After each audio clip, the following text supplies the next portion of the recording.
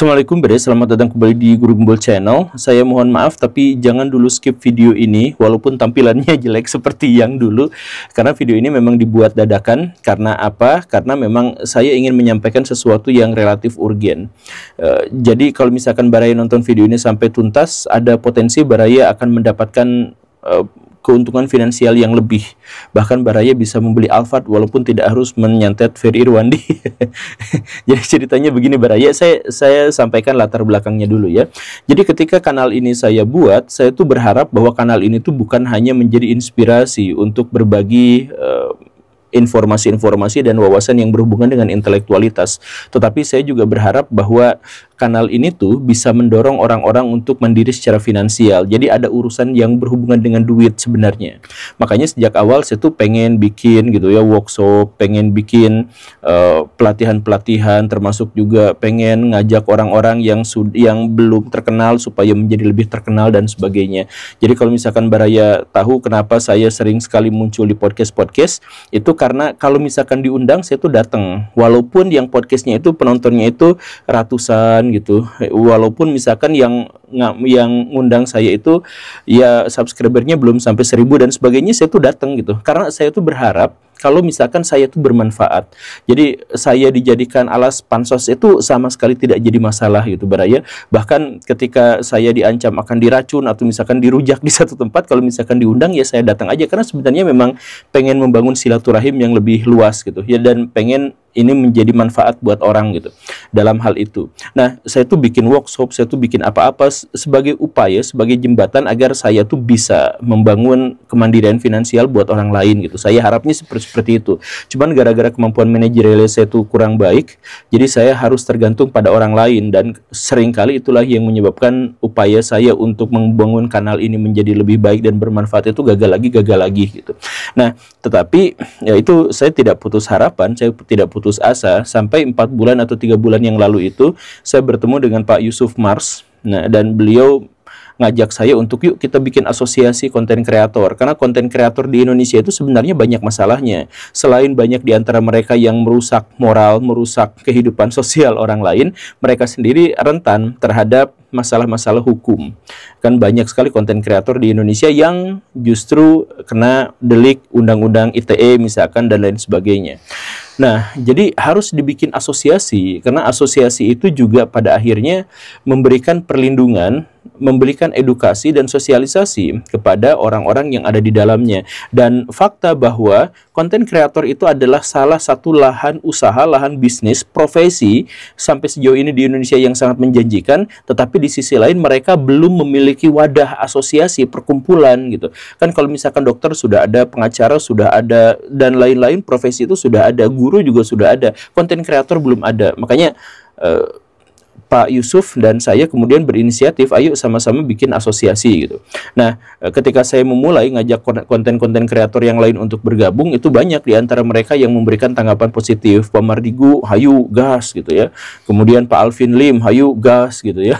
Kemudian Pesulap Merah, Dede Inun, Benix dan lain sebagainya, hayu gas. Ada yang bantu duitnya, ada yang bantu notarisnya dan sebagainya dan seterusnya. Tapi ada beberapa konten kreator yang enggan, bahkan tidak dulu mau berkomentar gitu. Ada di antaranya misalkan Pak Helmi Yahya, Pak Deddy Kobisa, kemudian Pak Dery Kasus Solusi. Itu saya tawarin kok malah anteng-anteng aja gitu. Nah, ternyata luar biasanya mereka anteng tuh bukan gara-gara diem, tetapi gara-gara mereka juga sebenarnya sedang mengupayakan hal yang sama. Bahkan mereka sudah memulainya sejak lebih awal lagi gitu. Nah, pada akhirnya setelah saya ngobrol-ngobrol dengan mereka kesana kesini dan sebagainya, akhirnya diputuskan ya udah kalau gitu kita gabung aja dalam satu kesatuan yang lebih besar gitu. Jadi saya sedang mengupayakan asosiasi konten kreator, mereka juga sedang membangunnya, bahkan mereka lebih dulu. Nah, setelah bergabung akhirnya ya terbentuklah yang namanya SC.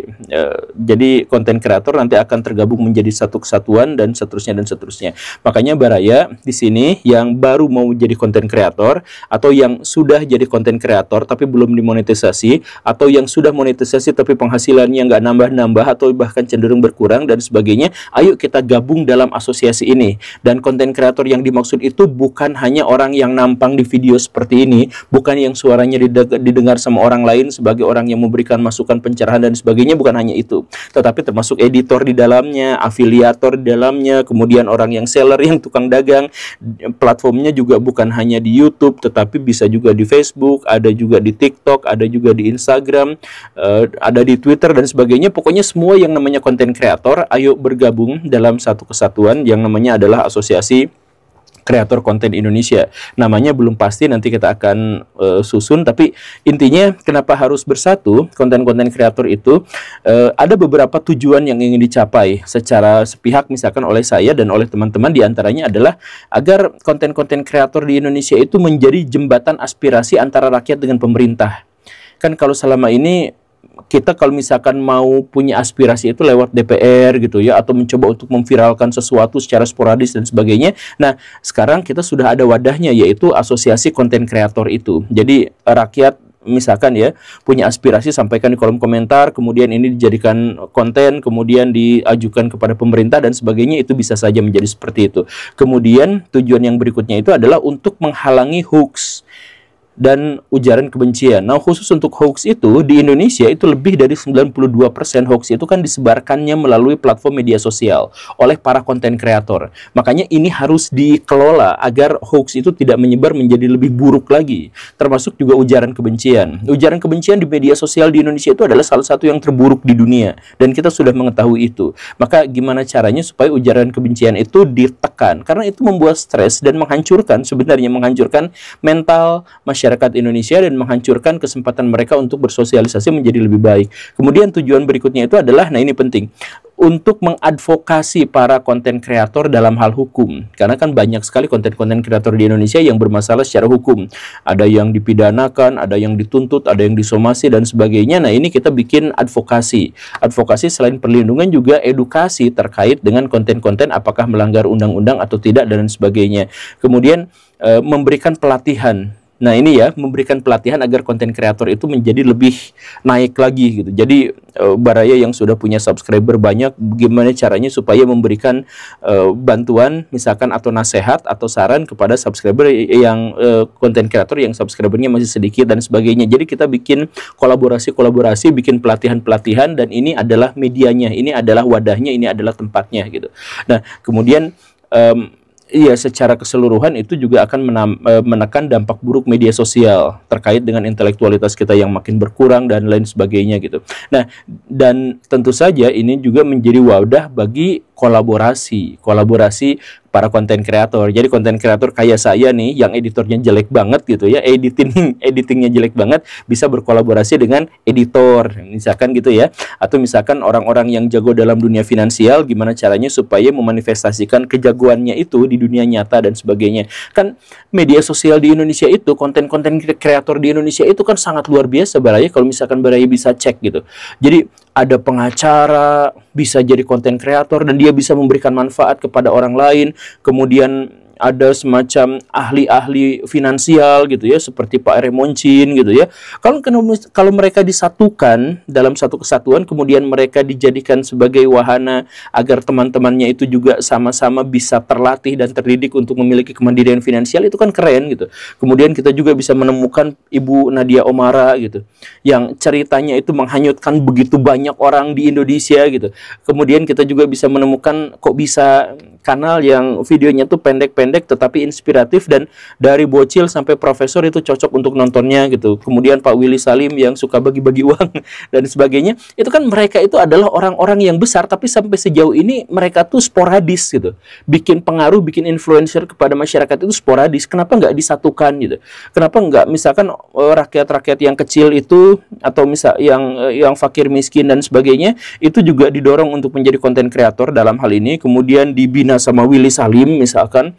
Jadi bukan hanya bagi-bagi uang, tapi juga bagi-bagi ya keahlian untuk mencari uang gitu dan lain sebagainya. Kemudian Pandawara Group itu kan luar biasa, itu aktivis lingkungan. Coba kalau misalkan mereka berkolaborasi dengan pemerintah, dengan apa, atau misalkan ada orang-orang yang jago duitnya banget itu membiayai Pandawara, sehingga nanti memicu orang lain juga untuk melakukan hal yang sama. Jadi dapat duit iya, dapat sponsor iya, tapi juga mendorong masyarakat untuk berkesadaran terhadap lingkungan, membersihkan lingkungan dan sebagainya.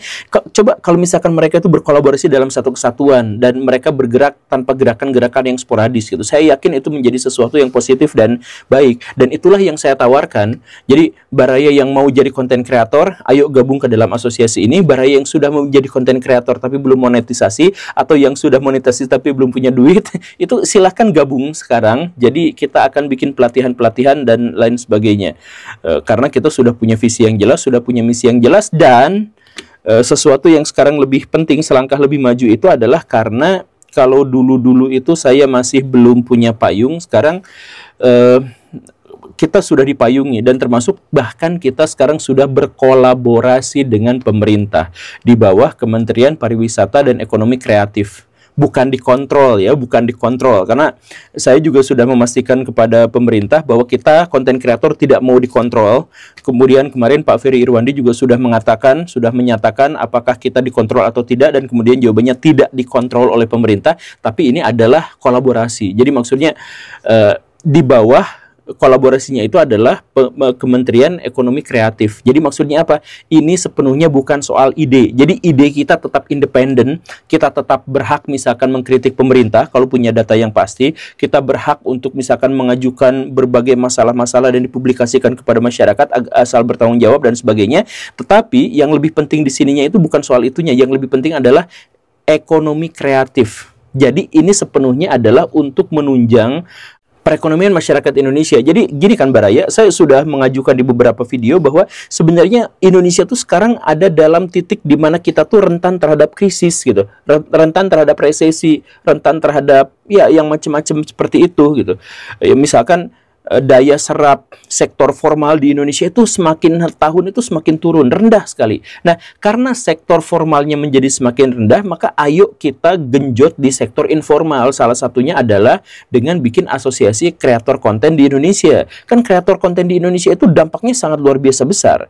Jadi mari kita atur mereka menjadi lebih baik, menjadi lebih bermoral, menjadi lebih beretika, tapi di sisi lain dorong mereka untuk menghasilkan nominal finansial untuk kepentingan diri mereka sendiri aja minimal, itu lebih besar lagi gitu. Gitu kan Baraya? Jadi dalam hal ini kita pengen untuk bikin kegiatan yang langsung gitu. Nah, saya dan teman-teman dan semuanya itu jadi banyak itu konten-konten kreator di situ banyak, termasuk Pak Didi Kubisa udah gabung gitu ya, kemudian Pak Raffi Ahmad, kemudian Pak Ferry Irwandi kemarin juga gabung, Pak Indrawan Nugroho, pokoknya mah banyak tokoh-tokoh konten kreator itu sekarang bergabung. Nah, dalam gabungan ini kemudian kita berharap sih agar kita bikin semacam organisasi yang terstruktur. Jadi nanti di setiap daerah akan ada asosiasi konten kreator, setiap di misalkan Jawa Timur ada, di Jawa Barat ada, di Kalimantan Selatan ada, di mana-mana ada. Kemudian mereka diikat dalam satu kesatuan dan agar mereka bisa berkolaborasi lebih baik dan sebagainya. Nah, yang pertama, asosiasi konten kreator itu akan dibentuknya di Jawa Timur. Jadi nanti tanggal 21 Desember 2024 saya akan datang ke Jawa Timur untuk bikin sosialisasi tentang asosiasi konten kreator ini, berkolaborasi dan bikin edukasi, dan di sana kita bikin langsung asosiasi kecil-kecilan di situ. Jadi bukan hanya saya yang akan datang ke sana, tapi konten-konten kreator yang memang berasal dari Jawa Timur. Misalkan Pak Chandra Putra Nagara gitu ya. Beliau kan pengusaha sukses tuh, tajir melintir, duitnya banyak. Dia kalau bikin pelatihan untuk kesuksesan itu bisa sampai berapa ratus juta gitu tarifnya dan sebagainya, itu akan gabung. Kan beliau tokoh yang cukup fenomenal. Kemudian ada Ngaji Roso di sana juga gabung, kemudian ada Pak Rinto Mafia Ikan dan sebagainya, itu akan hadir tanggal 21. Termasuk juga ada pejabat publik, saya pikir kalau nggak menteri, Pak Wakil Menterinya juga akan bergabung bersama kita di sana untuk menjelaskan tentang bagaimana asosiasi ini terbentuk. Sekali lagi, bukan untuk alat kontrol negara, tetapi sebaliknya untuk menjadi jembatan antara pemerintah dengan rakyat, dan agar kemandirian finansial kita di sektor non-formal itu bisa berkembang lebih baik lagi. Saya undang, saya ajak Baraya untuk yang di Jawa Timur tanggal 21 Desember tahun 2024 untuk sama-sama bikin Nanti tempatnya di mana? Di bawah ada gitu ya. Nah, itu untuk Jawa Timur. Setelah itu kalau saya ada dana, makanya nyumbang. Enggak, cara. Kalau misalkan saya ada dana, saya akan keliling juga ke wilayah-wilayah di Nusantara untuk membangun asosiasi semacam ini. Nanti setelah bikin asosiasi semacam ini, kemudian kita bisa katakan ke depannya bisa bikin sekolah konten kreator, kemudian bikin kolaborasi antar konten kreator. Sekali lagi saya siap kalau misalkan saya dijadikan sebagai lahan pansos gitu, buat yang subscribernya masih 1, 2 gitu. Kemudian bikin sosial, nggak apa-apa, saya mah dari dulu juga seperti itu Baraya.